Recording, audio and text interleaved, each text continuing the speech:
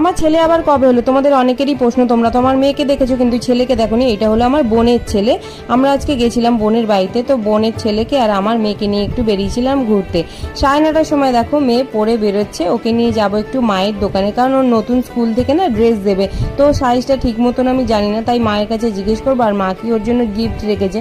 তো মায়ের দোকানে এসে দেখো ওইটা নিয়ে নিল। মা একটা জিনিস রেখেছিল, যে এইটা ওর দাদা, তো এখানে মাকে আর ওর দাদাকে দিয়ে দিচ্ছে। মেয়ে না শেয়ার করে খেতে ভীষণ ভালোবাসে।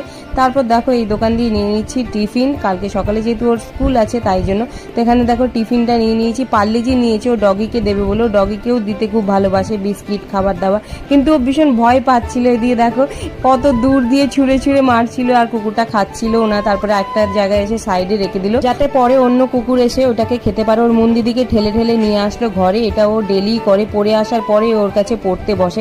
এরকম বাচ্চা তোমরা দেখেছো কিনা অবশ্যই কমেন্ট করো। এখন করছে অ্যাডিশন।